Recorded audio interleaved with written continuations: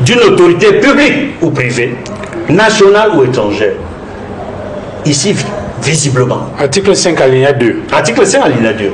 Ici, visiblement, je ressens cette influence des prises de position répétitives des portes du régime, RDPC, du gouvernement, à l'endroit des récams. Et la dernière sortie du ministre de l'administration territoriale, Actualité Hebdo, nous montre à suffisance ce que je suis en train de dire. Face aux journalistes de la CRTV, il a suffisamment démontré que c'est lui qui commande. Vous savez l'expression qu'il a utilisée? Je suis le shérif. Rien ne sera fait sans la décision du shérif. Et le Moulinès va écraser. Edmond Kanga, je voudrais avec vous qu'on entre dans le vif du sujet. L'actualité est marquée ces dernières heures par la publication par Elections Cameroun, ou plus précisément par le Conseil électoral. C'est vrai que c'est le directeur général des élections qui a signé le document. Le Conseil électoral a rendu public la liste des candidats retenu pour l'élection présidentielle du 12 octobre. Maître a indiqué, a précisé que c'est une liste provisoire, puisque bien évidemment les dispositions légales donnent la possibilité aux partis politiques ou aux candidats qui n'a pas été retenu par le Conseil électoral, n'est-ce pas, de faire valoir ces arguments devant le Conseil constitutionnel qui est le juge électoral. Alors la question que moi je pose, c'est, en parcourant la liste des 13 candidats, on voit bien que le candidat du RDPC a été retenu, le candidat du Mandem a été recalé, et le motif évoqué, c'est pluralité d'investiture. Oui. Je voudrais saluer naturellement nos millions et fidèles téléspectateurs, fidèles de cette émission. Parce que c'est une émission qui est toujours suivie partout, en Afrique et dans le monde, par les Camerounais de l'intérieur comme de la diaspora. Est-ce que ce motif évoqué par Elections Cameroun vous a surpris? Oui et non. Oui, parce que nous attendions à ce que cette liste ne soit pas celle qui a circulé la veille de la publication, n'est-ce pas, des candidats. Parce que, à quelque chose de près, c'est pratiquement une liste qui a circulé sur les réseaux sociaux la veille. Et cela donne l'impression que Elecam, ou ceux qui influencent Elecam, ont voulu préparer, n'est-ce pas, les Camerounais à la liste qui a été publiée samedi à 13h par Elecam. Non. Je peux également dire non, parce qu'il y a eu, avant cela, beaucoup de débats, des réactions, des prises de position, notamment des pontes du régime, des intellectuels organiques de l'État, qui tendaient à démontrer, avec beaucoup de difficultés, je dois l'avouer, que M. Maurice Kamto ne pouvait pas être candidat à cette élection présidentielle. Pour certains, il ne pouvait pas être candidat par le MRC. Pour d'autres, il ne pouvait même pas du tout être candidat. Mais globalement, nous avons le sentiment que, si je m'en tiens aux informations, prises de position faites par des membres du gouvernement, certains ministres, je ne vais pas les citer ici, qui sont en permanence sur les réseaux sociaux et qui réagissent chaque fois. Qu'il y a une activité du MRC et de son leader, qui aujourd'hui est porté par l'humanitaire.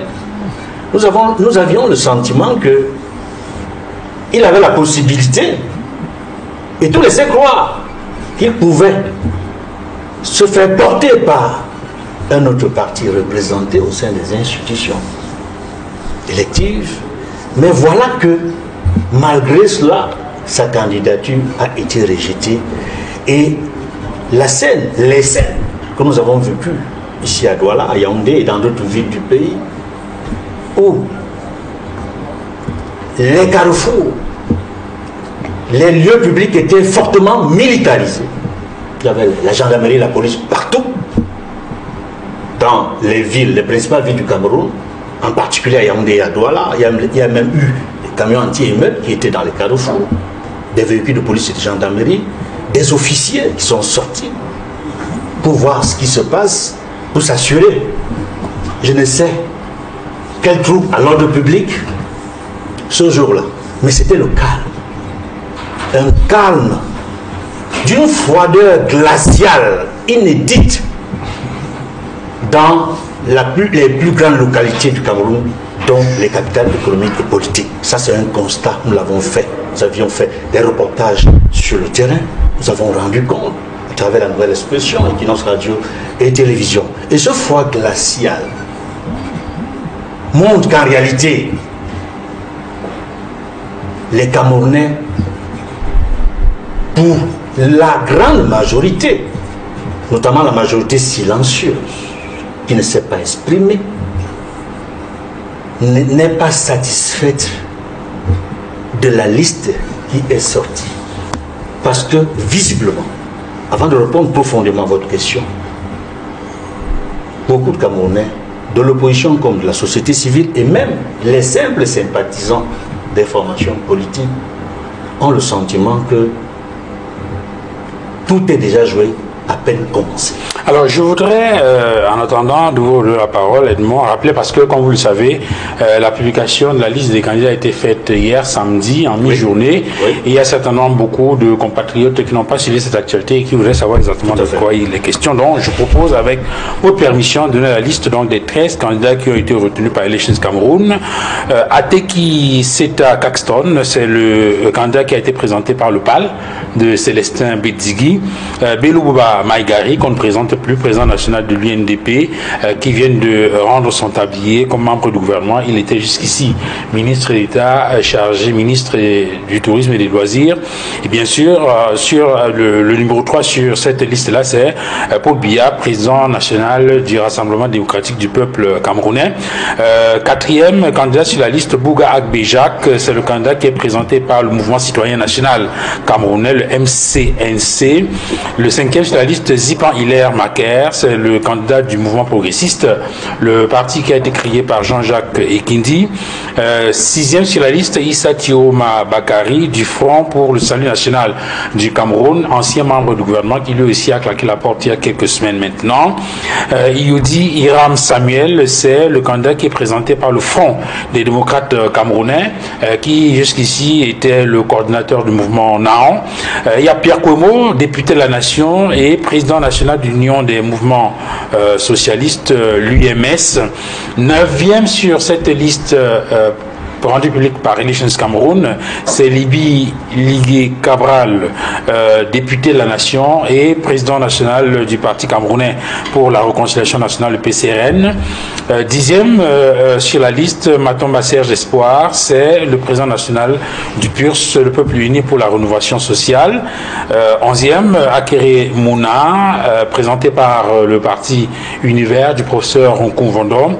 Le 12e sur la liste, c'est Joshua aussi, du Social Democratic Front, le parti de Feu Nidjon Frundi, et le 13e, bien sûr, Tomaino Hermine Patricia Ndamjoya, et pour Ndamjoya, donc de l'UDC, l'Union démocratique du Cameroun, maire de Fumban. Voilà, je vous tenais à remplir cette liste-là pour ceux qui jusqu'ici n'ont pas exactement la liste des candidats qui ont été retenus par Elections Cameroun. Et je reviens donc sur la question que je posais, sur le motif évoqué par Elections Cameroun pour rejeter la candidature du professeur Moïse Santo. Quelle est votre lecture? Notre lecture est très claire. Le motif, si je m'en tiens aux informations qui ont été publiées, qui circulent sur les réseaux sociaux, on parle de pluralité d'investiture de candidats. Pluralité d'investiture.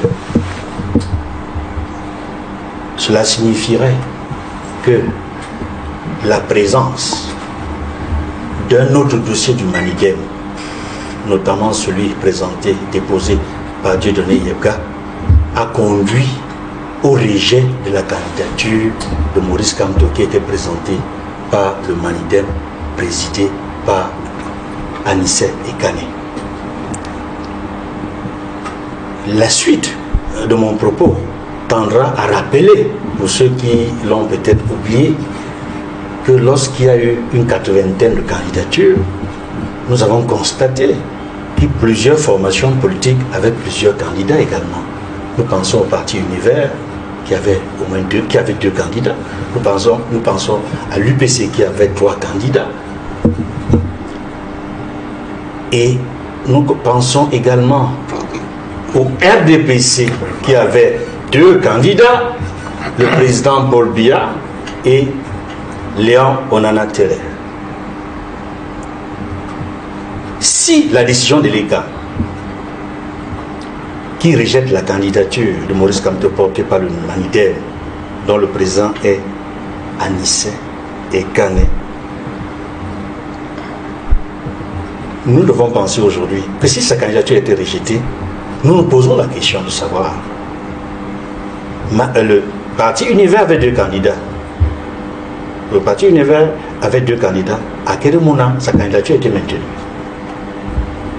Le Parti RDPC avait 2 candidats. La candidature de Paul Biya a été maintenue. Une autre rejetée. Pourquoi 2 poids 2 mesures? C'est la question que nous pouvons nous poser en ce moment. C'est la première réflexion et j'espère que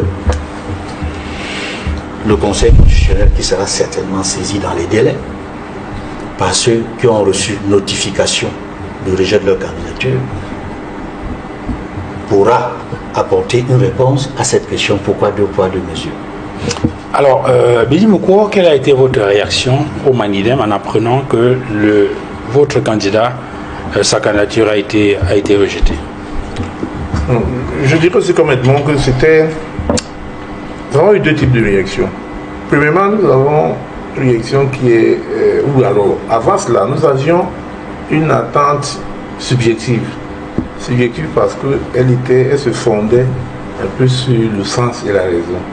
Parce que nous nous sommes dit, nous avons foi que les institutions, que ce soit l'ECA, que ce soit le MINAT, vont montrer un tout petit peu qu'ils aiment ce pays et qu'ils ont le sens de l'intérêt supérieur du pays en laissant donc passer la candidature de Kamto qui ne souffrait de rien.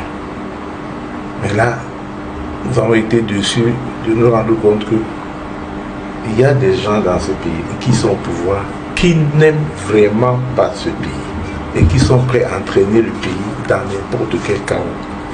L'autre réaction qui était objective était que, en raisonnant, en prenant les choses avec raison, cette candidature allait être rejetée. Elle a été rejetée pourquoi? Parce que beaucoup de signes annonciateurs avaient été vus. Dès que la candidature de Maurice Kamto a été déposée par le Manidem, nous avons vu beaucoup de réactions. Et celle de l'administration territoriale, qui est la tutelle de toute cette organisation d'élection, les réactions de 2 autres ministres, ces réactions, tout le monde les a suivies. C'était des signes annonciateurs et peut-être des ballons d'essai qu'on jetait à l'opinion, parce que les choses allaient se passer comme elles se sont finalement passées. Le 3e signe, c'était le fantôme qu'on a exhibé en soirée le dernier jour du dépôt des candidatures. Fantôme parce que c'est quelqu'un qui est reclus de la vie politique depuis des années et des années. Et qui n'est plus président du Manidem, qui n'est même plus militant du Manidem, à partir de beaucoup de textes que nous détenons. Mais alors quand on a vu le fantôme sortir la nuit, puisque les fantômes ne sortent que la nuit, venir déposer sa candidature, nous savions, et vous avez écouté tous les audios. Et en investiguant tout ce que nous avions déjà connu, que la machine était en marche pour mettre à mal la candidature de Maurice Kamto. Nous sommes sereins parce que nous avions préparé tout ça, nous avons tous les éléments. Tous les éléments. Ici, moi, j'explique les choses dans leur version politique. Ceux qui ont en charge de gérer l'affaire dans son volet juridique sont à pied d'œuvre. Ils ont tous les éléments. Savez-vous que Elekam, qui parle de pluralité d'investiture, le 24 avril 2025, Elekam, le Conseil électoral, comme à son habitude, consulte les partis politiques, toujours dans la préparation de ces élections. Le 24 avril 2025, le membre du conseil électoral, Dorothée Ndiema, écrit aux partis politiques la lettre d'invitation que le Manidem reçoit est une lettre nominative à M. Anissé Ekane, président du Manidem. Avec votre permission, je peux vous en donner quelques indications puisque nous avons pu avoir une copie de ce document. C'est une lettre qui est effectivement adressée à M. Ekane Anissé, président du mouvement africain pour la nouvelle indépendance et la démocratie.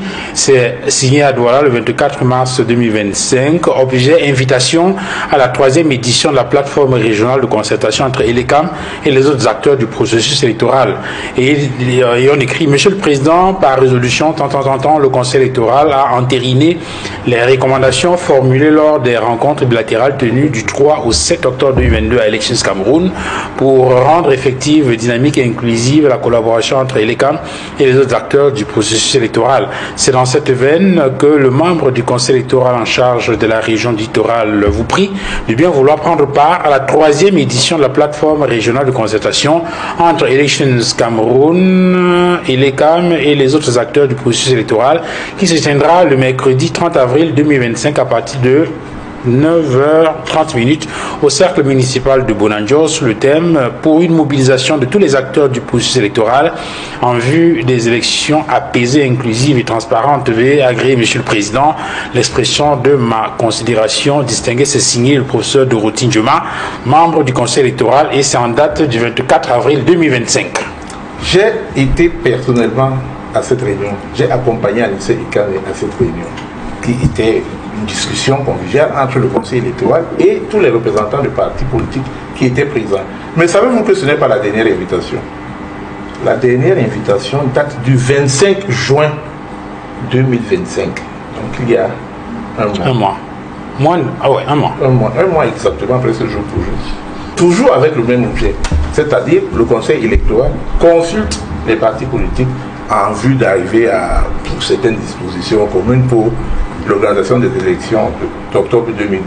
C'est ce Conseil électoral qui met en cause maintenant la qualité d'Anissé Ekane comme président du Manidem. Parce que si on dit qu'il y a une pluralité de candidatures, pourquoi ils n'ont pas accepté la candidature?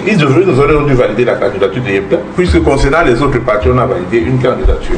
Ça, c'est ce qui concerne le Conseil électoral. Le dernier congrès du Manidem date du 2 juin 2018. C'est à ce conseil que la direction du Manidem change. Yebla n'est plus président du Manidem, il est même exclu du parti parce que pour nous, il n'avait pas respecté les règles élémentaires de l'UPCisme. Alors avant de revenir là-dessus, je vais avoir l'avis. Je voulais finir rapidement en disant qu'au terme de ce congrès, le Manidem écrit au MINAT pour lui donner les résolutions du congrès et la nouvelle direction. Et en réponse, le MINAT écrit au gouverneur pour lui dire: voici la nouvelle direction du Manidem, le président du Manidem est Anissé Ekane. Aucune correspondance ne vient plus après. Et c'est le même MINAT encore qui aujourd'hui ressuscite Yebla. Nous avons effectivement cette lettre du MINAT signée justement du ministre de l'administration territoriale Yaoundé le 17 juillet 2018. C'est de ça qu'il est question, où il dit objet situation au sein de certains partis politiques. Et il écrit le MINAT faisant suite à la persistance des conflits internes au sein de certains partis politiques. J'ai l'honneur de vous faire connaître que seuls les leaders ci-après désignés sont habilités à représenter leur formation politique respective. Il s'agit l'Union des populations du Cameroun, secrétaire général, M. Bapoli Robert. 2. Mouvement africain pour la nouvelle indépendance et la démocratie, Manidem, président du comité de direction, M. Anissé Ekane. 3. Pour le Cameroun People Party, M. Samuel Titafon. Vous voudrez bien, par conséquent, vous en tenir scrupuleusement au respect des dites prescriptions, en veillant notamment à ce qu'aucune autorisation de quelque nature que ce soit ne soit délivrée à une autre responsable se réclamant de l'une des formations politiques subventionnées. C'était juste pour ajouter la braise à votre vie par rapport... Et il faut informer l'opinion que c'est cette correspondance donc que Dugral vient de lire, c'est cette correspondance qui a été modifiée dans le site du MINAT. Parce que les gens qui ont visité le site trouvent qu'à un moment, ce n'est plus le nom d'Anissé Ekane, c'est le nom de Dieu de lui dans le site du MINAT. Ce qui fait dire au MINAT après que le site a été piraté et tout. Moi je dis, il faut faire attention. Il faut faire attention. Il faut un tout petit peu aimer ce pays et arrêter la provocation et la forfaiture. Maître Georges Tegan, je veux avoir votre avis sur cette affaire. Je voudrais rappeler que le directeur général de Elections Cameroun a écrit à Maurice Kamto, candidat, avec pour objet de notification du rejet des candidatures. Je partage avec les téléspectateurs, ceux qui ne sont pas sur les réseaux sociaux, cette note. Monsieur, en application des dispositions de l'article 125, alinéa 2 du Code électoral, j'ai l'honneur de vous notifier la résolution numéro 2025-013-R-Elecam-CE du 26 juillet 2025 portant rejet des candidatures à l'élection présidentielle à l'élection du président de la République du 12 octobre 2025, par laquelle le Conseil électoral, après délibération, a rejeté votre candidature au motif ci-après. Pluralité d'investiture par le Manidem. Veuillez agréer, monsieur, l'assurance de ma parfaite considération, c'est signé du directeur général d'Elections Cameroun. Ça, c'est la correspondance qui a été retenue. Et avant que vous puissiez répondre à la question, je rappelle que, pour revenir à ce que Edmond indiquait tout à l'heure, il y a plusieurs autres formations politiques qui ont présenté plusieurs candidats. Il y a en dehors du Manidem, où on parle de candidatures avec notamment celle de Maurice Kamto et de Yebga. Il y a le RDPC, où on a enregistré 2 candidatures, Paul Biya, Léon Teller Onana. On a également au parti Univers avec 2 candidats, Akere Mouna et Chantal Adaïd Membouet. Il y a l'UPC qui a présenté 3 candidatures, Dominique Yamtimba, Abdourahman Amadou Baba et Jean Baïbek. Et il y a le MPCN qui a également présenté 2 candidats, Chewa David Damiel et Yem et Boko Pierre Joseph. Alors, quelle est l'analyse que vous faites de cette affaire? Parce que les gens voudraient bien comprendre comment est-ce qu'on en est arrivé à une situation comme ça. Est-ce que ce motif, de votre point de vue, peut convaincre? Déjà, vous me permettrez de féliciter l'État pour la qualité du travail accompli dans des circonstances qui sont les nôtres, où il y a beaucoup de gens qui ne respectent pas les institutions. Il y a des partis politiques qui ne respectent pas les sous-préfets, qui ne respectent pas la gendarmerie, qui ne respectent pas les CAM, qui pour eux, la loi, c'est ce qu'ils pensent. Il y a certains responsables des partis politiques qui ont décidé dans la République de faire œuvre de loi, de se substituer à la législation, de se substituer au Parlement, sans y être présent pour prendre des décisions à la place de la loi. Donc le RDPC veut dire à Elecam, parti majoritaire, avec un nombre de députés, des mairies, des conseils régionaux, vous êtes soutenu, la majorité des Camerounais vous soutient. Et Elecam doit savoir que dans la République, ce n'est pas les réseaux sociaux qui font la loi. Dans la République, c'est le peuple souverain qui fait la loi. Le RDPC est un parti à ce jour majoritaire, Vox Populis, Vox Dei. Quand j'ai fini de le dire, je vais répondre maintenant à votre question. Vous posez là un problème et me demandez de donner une solution à un problème qui est les CAM. Non, votre avis, pas la solution. Voilà. Je vais vous donner mon avis. C'est une question à laquelle les CAM a clairement répondu. Ils vous ont dit pluralité de candidature. Maintenant, j'entends sur ce plateau qu'il y a des courriers du 24 mars 2025, du 25 juin 2025. Mais ils savent très bien ce qu'il leur reste à faire. Vous savez, je ne suis pas de ceux... J'ai entendu mon confrère tout à l'heure, il a dit voie de fait. Est-ce que lui constate la voie de fait? Il est avocat. Demandez-lui. Moi, excusez-moi, je ne comprends pas. C'est mon confrère, hein? Aîné, formateur. Je le dis à Mondo Vision, il le sait. C'est un de mes formateurs, même le fait. J'étais avec lui. Et pendant que j'étais postulant, il m'a beaucoup accompagné. Il ne m'a jamais dit ça quand j'étais postulant. Il m'a toujours dit, Tegan, tu n'es pas... Tu ne constates pas la voie de fait. Il y a quelqu'un qui constate la voie de fait. Il le sait. Je parle sous son contrôle. Il vous dit que les gendarmes mettaient la voie de fait. C'est comme si vous me dites maintenant que faites la lecture et dites que la correspondance du 25 juin ou la correspondance du 24 mars fait office de loi. Mais la loi a prévu les voies de droit. Ils iront devant le conseil constitutionnel, ils vont vous fixer. Nous mais avant d'y aller, moi je veux savoir, Parce que moi, je pose la question que tout le monde se pose. Vous avez... oui, je comprends. Vous voyez sur les réseaux sociaux, ils disent pluralité des candidatures. Mais en même temps, on a d'autres partis politiques qui ont investi plusieurs candidats et les candidats ont été retenus. Les gens veulent comprendre. Maintenant, vous qui êtes juriste, si je suis juriste, si je voulais que je vous donne un avis, oui. C'est que, un, je ne connais pas le dossier. Deux, chaque dossier a ses particularités. Quand vous êtes avocat, vous le savez. Un avocat, c'est qu'un dossier n'a pas les mêmes pièces qu'un autre. Un parti politique peut avoir pluralité d'investiture parce que ceux qui ont signé ont qualité selon les éléments que le MINAT a. D'autres ont produit des dossiers au nom d'un parti politique sans avoir la lettre d'investiture. Si par exemple le candidat du RDPC, parce que je parle du RDPC qui est ma chapelle, est venu par exemple, il a déposé son dossier avec le RDPC, qui a signé sa lettre d'investiture? Il n'y a pas de lettre d'investiture dans le dossier. Si c'était même signé par une mauvaise personne, je l'ai compris. Mais si dans la composition de son dossier, et vous voyez que je suis dans les si, vous me demandez de faire ce qu'on appelle... Dame Soleil n'est pas de ma famille.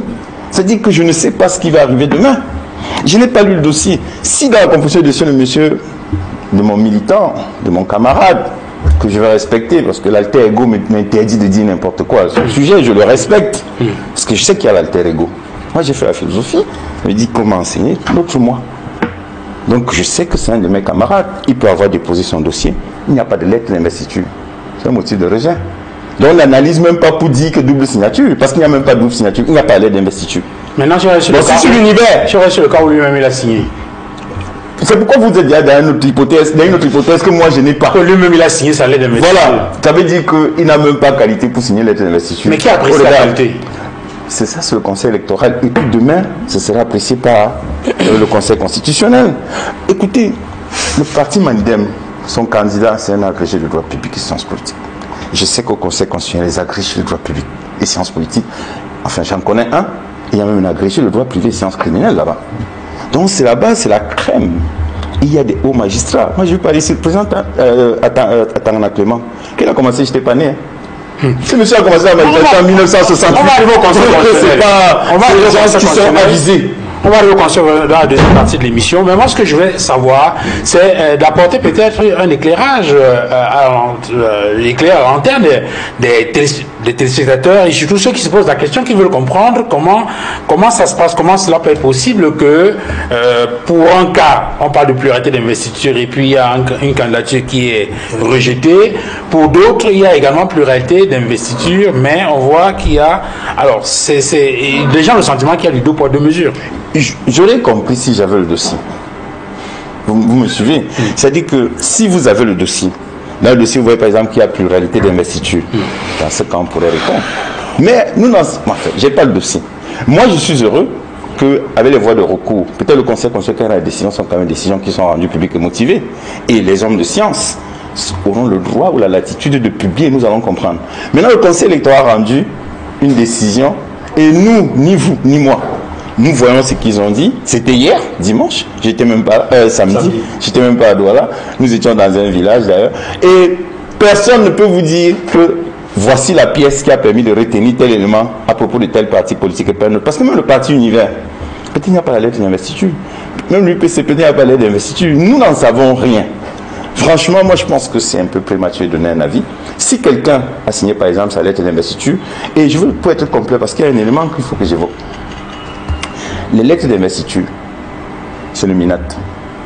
Je vais m'expliquer. Monsieur Duval, sachez que le processus électoral au Cameroun est un processus inclusif. Il n'est pas exclusif. Parce que j'entends déjà même des jeunes donnent l'argent à un candidat, ça fait... Non. Même si vous êtes l'enfant d'un haut cadre du parti. Vous savez, le problème de comment ils appellent encore la composante sociologique.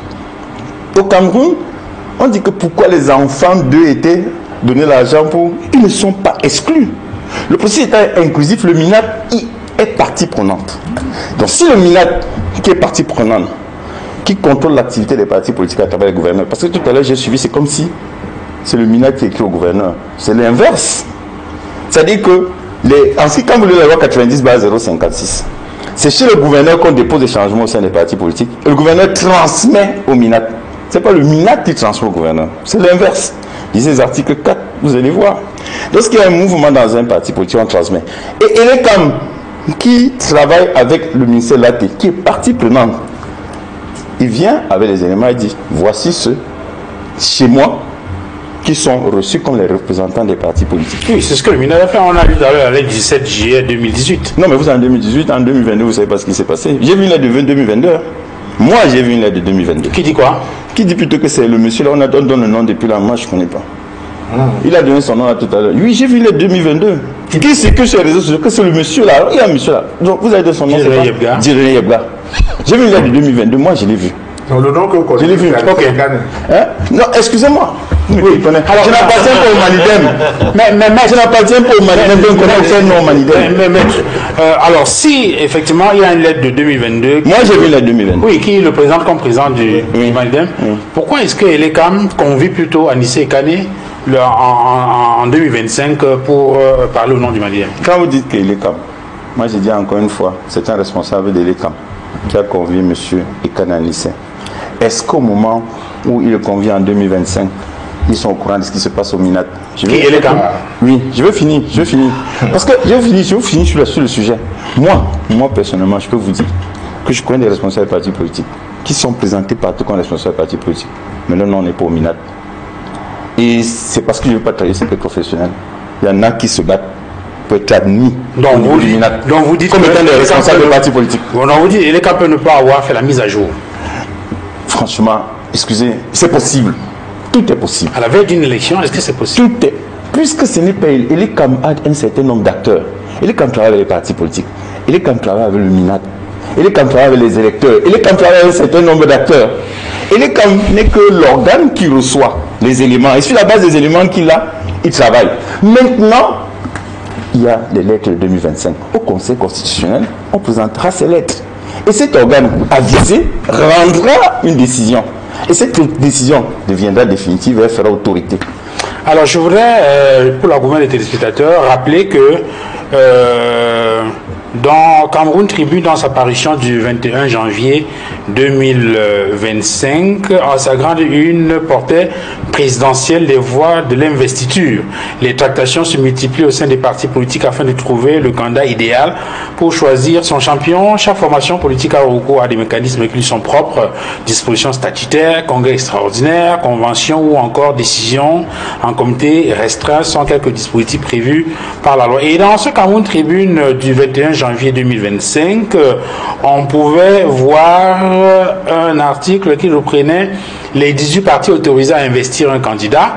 Et dans ce journal, on voit bien que sur la dernière colonne de cet article, on voit bien Manidem et un conseiller municipal dans la commune de Divombari. Et puis, il y a ce document qui a été produit par Elekam sur le nombre d'élus par parti politique donné par Elekam. On peut voir donc sur cette page-là que le RDPC a 9189 élus directs, sans compter les sénateurs et les conseillers régionaux. Et dans la liste des conseillers municipaux, il y a 15 partis politiques, ou si vous voulez, 15, 16, 17, 18 partis politiques. Et sur la dernière colonne, on voit bien que le Manidem est représenté en 15e bis, avec comme leader Anissé Ekane, nombre d'élus 1. Je voulais juste rappeler, c'est pour présenter ce document, pour rappeler qu'il y a quand même un certain nombre d'indications qui montrent... C'est Anissé Ekane sur le document. Elekam. Elekam a dit Anissé Ekane. Oui, c'est écrit. C'est en quelle année? Alors, je donne la parole, maître Augustin Guéfax, sur cette question-là. Quelle est la lecture que vous en faites? Est-ce qu'il est possible que Elekam, c'est une hypothèse évoquée, on va dire ça comme ça, implicitement par maître Georges Teguer, est-ce qu'il est possible que Elekam n'ait pas pu actualiser son site pour savoir que en 2025, le président du Manidem est Anissé Ekane, au point où on se retrouve avec peut-être deux investitures ou bien une signature autre que celle d'Anissé Ekane comme président du Manidem? Oui, je crois que je vais utiliser une boutade facile. Elekam a étudié le dossier du Manidem le 7e jour comme dans la Bible, c'est-à-dire le jour de repos. Oui, c'est parce que, voyez-vous, le premier jour, Elekam, comme dans la Bible, en forme a étudié le dossier du RDPC qui avait deux candidats. il a vérifié la régularité, il a vérifié la légalité et il a purgé le dossier. Il a retenu qui il a voulu retenir. Le deuxième jour, ou bien le 6e jour, il a étudié le dossier de l'univers avec le bâtonnier à Kérémouna. Il a vérifié la régularité, la légalité. Il a purgé le dossier, il a retenu à Kérémouna. Mais le 7e jour où il fallait étudier pour le Manidem, il était fatigué. Fatigué, donc il n'a pas pu procéder à toutes les vérifications. Il a dit: je suis fatigué. Je vois seulement qu'il y a 2 dossiers pour le même parti. Il a envoyé au Conseil constitutionnel. Ça, c'est l'explication que je peux donner. La deuxième explication, c'est que, comme tout le monde dit, c'est sûr que M. Essoussé et son équipe, ils ont été sous pression par le MENAT et aidés en cela par le RDPC. Il a dit: je ne veux pas moi-même regarder ce dossier, il faut que d'autres qui sont au-dessus regardent. Donc lui, il a fait sa part. Premier argument, il était fatigué. Deuxième argument, il y avait assez de pression. Troisième argument, il y a ceux qui sont faits pour ça. Est-ce qu'il a raison? J'ai dit qu'il avait raison. Maintenant, est-ce que ceux qui sont faits pour ça, est-ce qu'il a tout fait? C'est ce que je voudrais terminer. Est-ce que Elekam a tout fait?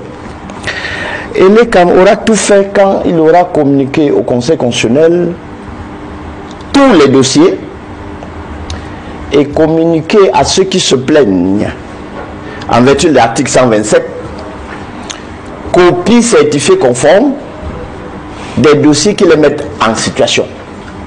Donc si Léon Tel se plaint, s'il va au Conseil constitutionnel et qu'il réclame la copie du dossier de Paul Biya, il ne faut pas qu'il y ait une rétention de la part de l'ECAM. Ce sera une rétention abusive. Si le Manidem réclame une copie du dossier certifié conforme de M. Yebga, il ne faut pas que l'ECAM retarde la communication ou bien la production. Il faut qu'il donne en entier.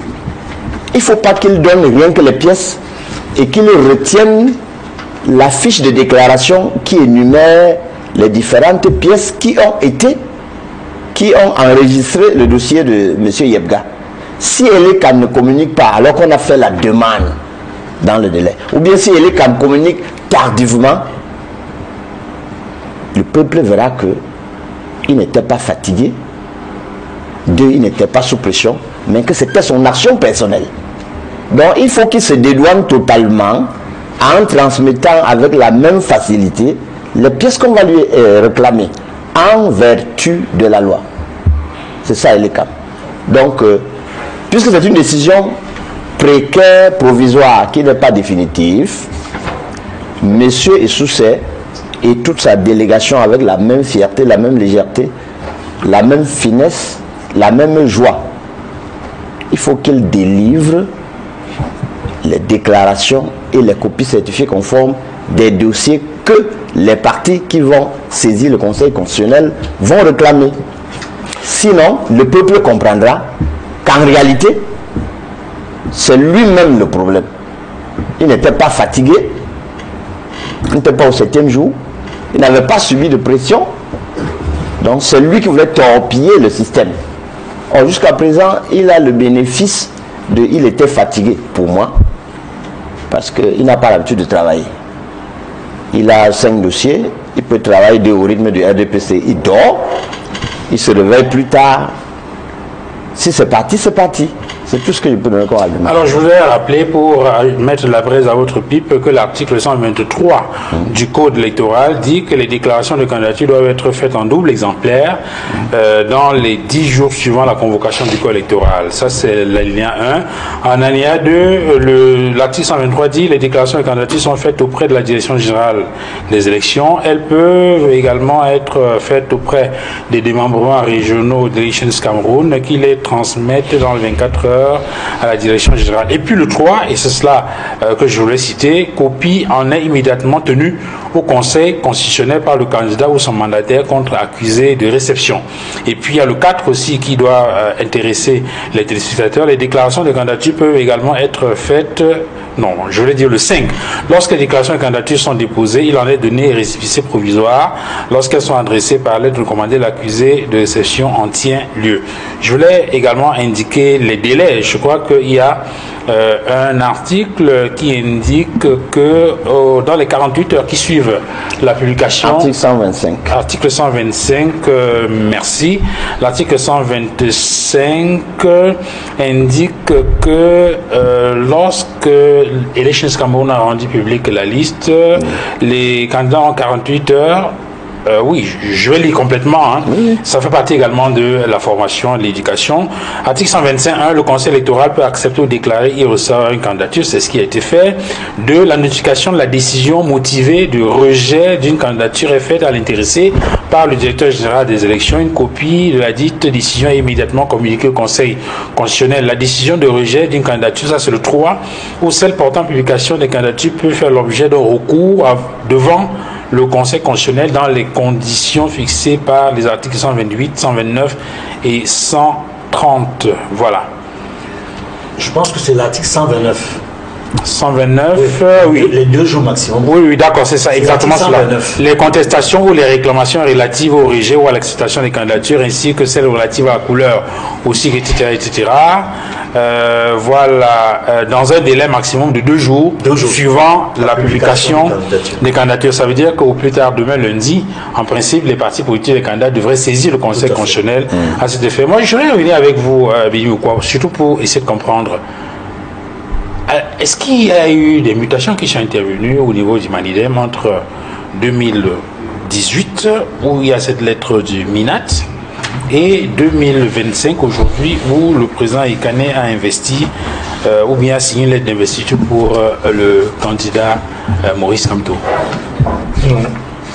Il n'y a rien eu, sinon vous seriez absolument au courant. Bon, j'essaie de fouiller ici une correspondance du MINAT. Pourtant, je l'avais bien sous les yeux tout à l'heure. Voilà. Et date de quand on peut vous aider? Oui, elle date de juin 2018. C'est le MINAT qui écrit, monsieur Ekane Anissé, président national du Manidem, faisant suite à votre lettre citant référence relative à l'objet, j'ai l'honneur de vous faire connaître que acte a été pris des changements intervenus au sein de votre parti politique dénommé Mouvement africain pour le Manidem, qui s'est doté d'un nouveau bureau politique composé ainsi qu'il suit. Anissé Ekane président, Valentin Domo vice-président, ainsi de suite. Bon, c'est quelle date? Juin 2018. Juin 2018. Et puis il y a cette lettre du 17 juillet 2018, effectivement, du MINAT qui est écrit au gouvernement. Qui va dans le même sens. Et sur le site du MINAT également, on a regardé, c'était... Avant qu'il ne soit piraté. Bon, s'il a reconnu que c'est piraté, ça veut dire que les modifications intervenues ne comptent pas. Bon, on a ri, mais ce qui se passe au Cameroun est véritablement dramatique avec l'image que nous projetons à l'extérieur. Vous savez, tous les mouvements qui se passent autour du dépôt de candidature à cette élection présidentielle ont 3 aspects.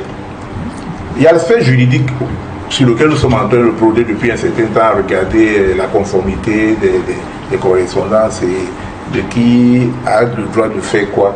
Ce volet juridique, bon, je voudrais qu'on passe outre parce que personnellement je viens ici parler politique comme cadre du Manidem. Je laisse ça à nos conseils qui ont assez d'outillage pour... Autrement dit, pour vous, la décision d'Elections Cameroun n'est pas une décision de droit, c'est une décision politique. Mais absolument. Décision de droit. Là, le droit condamne l'ELECAM avec les textes que nous sommes en train de lire. Puisque l'ELECAM qui reconnaît est convoqué et analysé jusqu'en juin 2027 comme président du Manidem, ne reconnaît plus son investiture. Oui, il reconnaît une autre investiture à la place avec celle des cas. Je ne voudrais plus trop m'appesantir sur le volet juridique comme on vient de le dire, il y a l'aspect politique. Mais il y a un aspect qui n'est pas moins important. C'est l'aspect moral de tout ce qui est en train de se passer. L'aspect moral. Parce que quelle image nous sommes en train de refléter à l'opinion, à la population et surtout à l'opinion internationale? C'est celle d'un pays où un ministère qui a la tutelle des élections peut se retrouver dans des patrouillages comme on est en train de voir là, accepter n'importe quoi, monter des candidatures et ainsi de suite. Mais quelle image des autorités politiques nous reflétons à l'opinion? Si ce n'était que ça, moi je voudrais ici interpeller même. Mais dis-moi, vous n'avez pas de preuve que ces partis ont monté des candidatures. C'est vrai qu'il y a beaucoup de choses qui circulent sur les réseaux sociaux, mais il est difficile quand même de prouver qu'il y a des membres du gouvernement qui ont monté des candidatures pour certains candidats à cette élection présidentielle. Sauf si vous avez des éléments précis. Je voulais sortir de ce volet, mais vous savez que nous avons été approchés, nous les militants du Manidem, par des anciens camarades du Manidem même, qui nous ont dit, mais ça c'est des autres que vous avez suivis. Et quand Marianne Ekane en parle, elle dit, j'ai enregistré la conversation d'un ancien camarade du Manidem, Denis Kebou, qui lui dit que en haut lieu, on me dit, votre prix sera le leur. Vous avez suivi ces autres. Oui, on a suivi. Bon, on n'a pas voulu s'étendre dessus parce que on réserve toutes les preuves pour qui de droit. Mais moi, je voudrais qu'on parle encore de l'aspect moral. Là, parce que je voudrais même interpeller ici ceux qui sont garants de l'ordre moral. Je parle même du clergé. Mais il faut qu'ils prennent position de l'image. C'est eux qui ont en charge la conscientisation des populations. Moi, je vais même jusqu'aux confréries traditionnelles. Parce que celui qui est en train de s'aimer toutes ces années prétend être un bonbon. Mais moi, j'ai même envie d'interpeller la confrérie de bonbon. Est-ce que c'est ça qu'on attend d'un bonbon? Je pensais que le bonbon, c'était une valeur supérieure dans la société, de quelqu'un qui était garant de l'ordre moral de la société. Mais il faut interpeller tout ça. Il faut interpeller tout ça et il faut que les gens réagissent. Mais si c'est ça, peut-être vous voudrez que d'autres enfants qui veulent rentrer dans cette confrérie rentrent avec quelle image d'un bonbon. Si un bonbon peut être manipulé jusqu'à ce niveau et faire fi de l'intérêt supérieur de la société pour ses intérêts égoïstes, ses intérêts pécuniaires ou matériels. Moi, je m'interroge. Il faut qu'on soit garant, qu'on soit soucieux de notre image et de la morale publique. Il faut qu'on soit... Mais à ce sujet, justement, je dois vous rappeler qu'il y a une correspondance qui est signée justement par Mombok Yebga Dieudonné qui se plaint de ce que le Conseil Elections Cameroun ait rejeté sa candidature et il s'en prend à ceux qui ont manipulé, ont tripatouillé pour que sa candidature soit rejetée et il indique qu'il va saisir les instances compétentes pour que force revienne à la loi. Oui, c'est de bonne guerre. C'est de bonne guerre. Et puis, ça veut dire que l'œuvre de nuisance, on a décidé de la mener jusqu'au bout.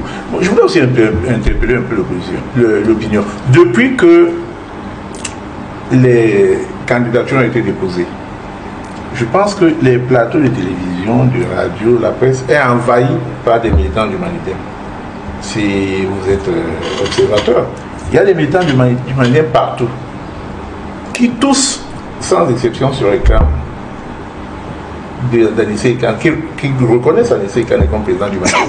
Mais pourquoi aucun militant du Manidem n'est venu sur un plateau, n'est intervenu nulle part pour dire que Dieudonné est président du Manidem? Mais ça, c'est des petites interrogations qu'on doit se faire. Et qui confirment que c'est un tripatouillage qui est en train de se faire où quelqu'un est en train d'agir en solo pour torpiller la candidature réelle déposée par le Manidem. Pourquoi y a-t-il personne jusqu'ici qui soit intervenu quelque part pour dire moi je suis du Manidem et Dieudonné est le président du Manidem? tout ça, toutes ces interrogations, on doit les prendre en compte à mon avis. Excusez-moi, je vais juste dire 2 phrases, parce que ce que j'ai entendu dire un représentant du Manidem dire ici me paraît un peu surréaliste. Qu'un homme politique vienne sur la télévision faire parler de morale, alors que le Manidem porte la candidature de quelqu'un. Vous parlez de morale? Oui, mais allez-y jusqu'au bout. Quand vous portez la candidature que vous portez là, c'est moral? La candidature Je sais pas ce que vous voulez dire. Mais quand vous dites que les autres doivent faire la morale, est-ce que la candidature que vous portez... Moi, j'ai fait des plateaux ici. Je peux aller quand même au bout. Oui. J'ai fait des plateaux ici avec le président Ekane. Un jour, j'étais ici avec Paulin. Je demande au digne représentant, au REC, la nouvelle expression de République, cette émission, où il disait un digne représentant du MS sur le plateau, je vous plains. Alors, cette candidature-là, c'est moral. Vous faites la leçon à morale. Laissez-moi finir. Je vous plains pour Monsieur, je suis en politique.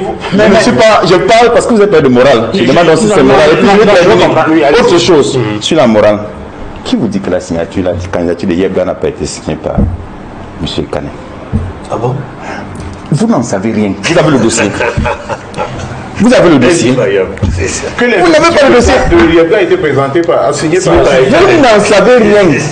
Vous voyez que c'est compliqué. Moi, je dis, restons prudents. Les doubles du dossier, et les CAM a un dossier.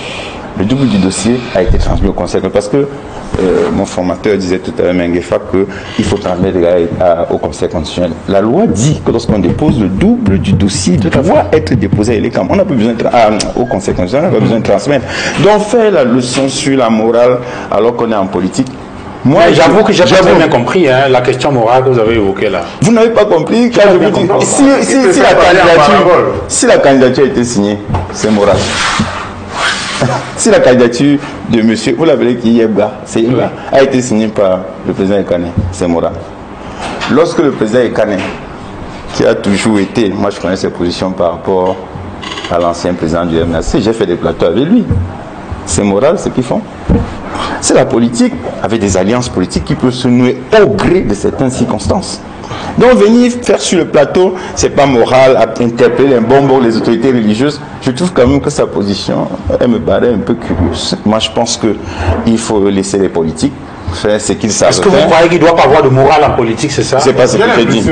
J'ai dit lui, il parle de morale. Il parle de lui. Je ne suis pas bien placé pour... C'est pourquoi j'ai dit que, étant du Manidem, il ne peut pas venir parler de morale. Et il va jusqu'à dire... Excusez-moi. Parce qu'au Manidem, il n'y a pas de morale. Excusez-moi. Oui. Si le Manidem, il y avait la morale dans le Manidem, j'ai entendu le président Ekane sur une chaîne étrangère aujourd'hui. Il a dit, c'est du braquage qu'on organise au Cameroun. Le président qu'il veut porter à la candidature là, il peut dire ça sur une chaîne étrangère?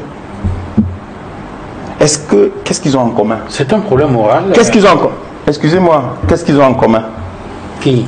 Le président Ekane et l'agrégé de droit public et sciences politiques. Ils ont quoi en commun? Non, moi la question porte sur l'aspect moral. C'est lui qui a noté l'aspect moral. Oui. Parce que pour venir parler de moral en question. Mais c'est pour ça que je demande c'est pour ça que je vais vous dire une chose. Quels sont les éléments? Parce qu'il ne faut pas en même temps. Tu l'as même dit tout à l'heure qu'il n'y a pas de responsable du Manidem qui soit passé à la télévision et dit qu'ils sont du Manidem, ils ne sont pas d'accord. Mais M. Yebga est un militant du Manidem qui dit qu'il n'est pas d'accord. Puisque vous l'avez même rappelé, il a dit que le Conseil constitutionnel. J'ai bien dit en dehors. Excusez, vous ne faut pas dire en dehors de lui, vous n'en savez rien. On faut tout rester. Quand on est en politique, moi, en tout cas, je n'ai pas de leçon à vous faire. Ils sont passés, on a je n'ai pas suivi leur passage, je crois. Je n'ai pas de leçon à vous faire. On est en démocratie, vous devez vous exprimer. Mais moi, par rapport à ce que vous avez dit, j'observe une certaine réserve. Et c'est ma position. Je vais avoir l'avis au regard de tous ces éléments qui sont évoqués, Edmond Kamgia, qu'est-ce qui peut avoir justifié cette décision-là? Est-ce que c'est une décision de votre point de vue politique, comme l'a indiqué le représentant du Manidem sur ce plateau? Comment est-ce qu'il faut comprendre ça? Qu'est-ce qu'il faut dire aux téléspectateurs qui se posent beaucoup de questions sur le rejet de la candidature de Maurice Kamto? Avant de répondre à cette question, je voudrais intervenir également sur la question morale. La question de la morale en politique. C'est des questions éthiques. Et j'ai le sentiment ici, et c'est très grave, que Maître Georges Tegen est en train de faire un procès d'intention au président Anissé Ekane. Parce qu'il y a des insinuations malveillantes dans ses propos lorsqu'il réagit par rapport à la réaction tout à l'heure du panéliste du Manidem. Vous donnez l'impression que le Manidem n'est pas un parti où il y a la morale en politique. C'est très grave ce que vous insinuez, M. Georges Tegen. Je voudrais dire que pour parler de Dieudonné Yebga, dont le dossier, visiblement, est la cause, selon la notification qui nous a été présentée, qu'on a vu circuler sur les réseaux sociaux, est la cause du rejet de la candidature de Maurice Kamto, présentée comme portée par le Manidem, qui est dirigé par Anissé Ekane. Je pense que, et ça, je veux le dire aux téléspectateurs, c'est important de le dire ici. Monsieur Dieudonné Yebga, je parle sous le contrôle du rédacteur en chef d'Equinox Télévision, m'a dit à moi, il n'est jamais passé à Equinox sans passer me dire bonjour à la Nouvelle Expression, parce qu'on se connaît depuis les années 90. Et il vient toujours en tenue traditionnelle. Un jour, je lui ai posé la question, pourquoi il aborde systématiquement sa tenue traditionnelle. Il m'a dit, parce que je suis un bambou, je suis une autorité traditionnelle. J'ai dit, ben, je ne vous vois plus intervenir sur les questions politiques. Il me dit, oui, effectivement, je me suis retiré de tout ce qui est politique. Désormais, j'interviens en termes d'autorité traditionnelle. Et c'est pour cela, et c'est constant. Chaque fois qu'il a été invité, lors de tous les débats à Equinox Soir, il a été intervenu dans la posture d'un citoyen qui est autorité traditionnelle. Et chaque fois, c'est bien précisé, autorité traditionnelle, et il n'admettait même plus qu'on mette homme politique. Ni président du Manidem, ni Manidem, ni homme politique. Il disait, mettez autorité traditionnelle. Désormais, je suis une autorité traditionnelle. Donc, je suis l'une des personnes à être surprise de sa nouvelle posture devant l'opinion publique nationale et internationale. Je tiens à le dire, parce que ce n'est pas bon. Et ça rentre dans ce qu'on appelle l'éthique en politique. C'est ça la morale. Et c'est aussi ça la morale. Donc, il n'est pas cohérent. Le Dieudonné Yebga n'a pas été cohérent du tout. Nous devons ressortir toutes ces dernières sorties dans nos débats ici à Equinox Soir pendant même plus d'un an. On va voir, autorité traditionnelle, ce n'est pas homme politique, ce n'est pas Manidem du tout. Je tenais à préciser cela avant de répondre à la question. Maintenant, la question,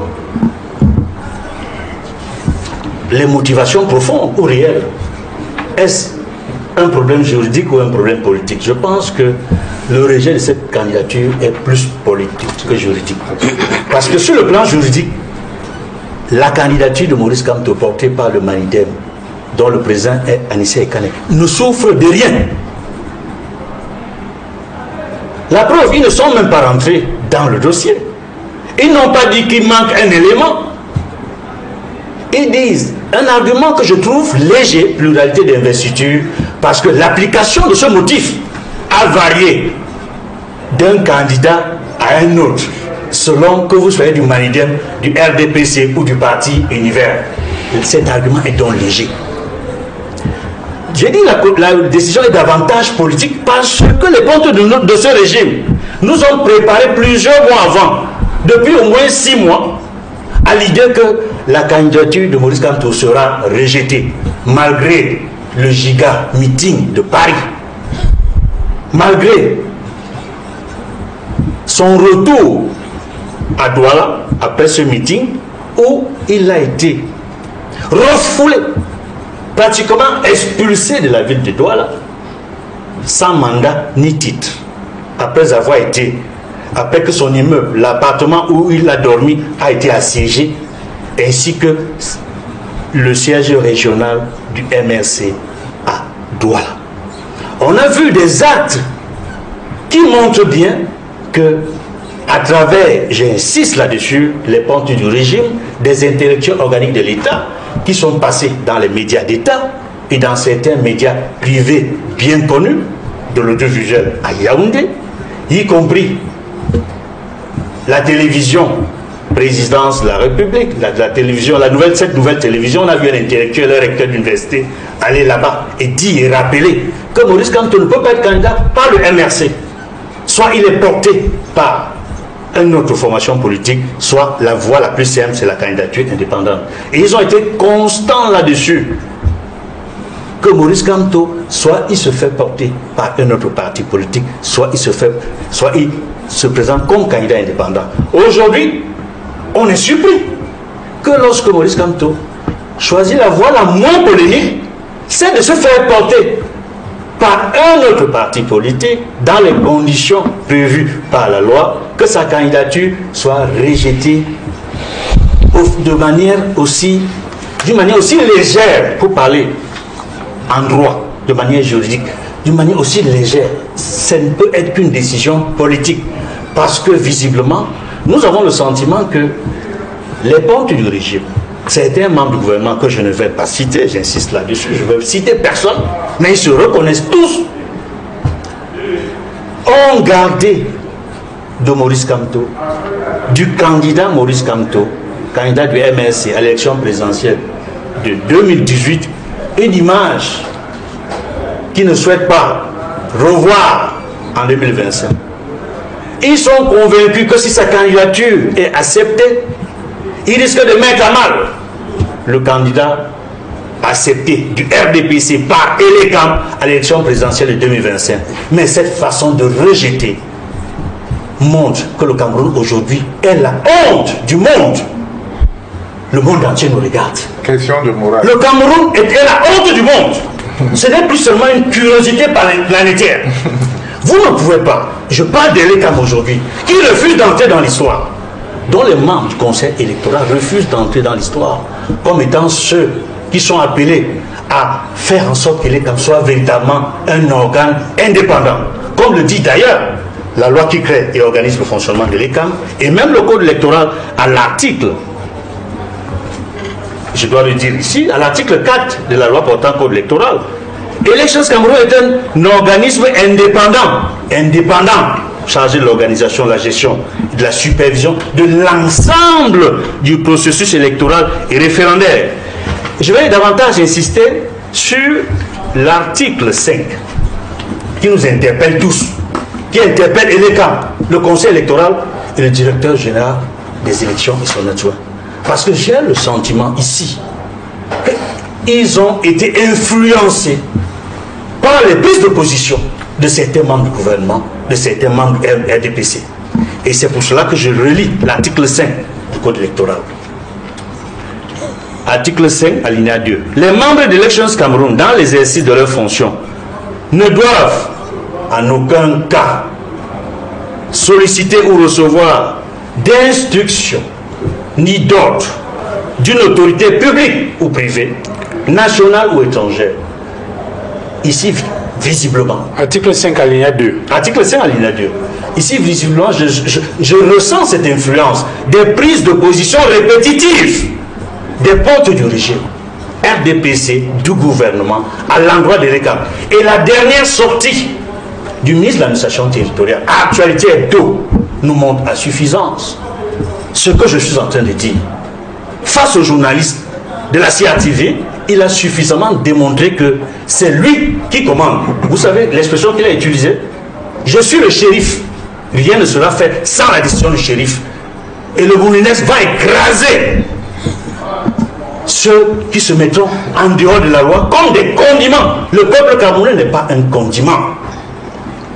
Nous sommes encore sur des questions éthiques. Il y a une façon de parler au peuple souverain, qui est le peuple camerounais dans la constitution du Cameroun. La souveraineté appartient du peuple. La souveraineté n'appartient pas au Moulinex. Il n'y a pas le mot Moulinex dans la constitution. Il n'y a pas le mot shérif dans la constitution.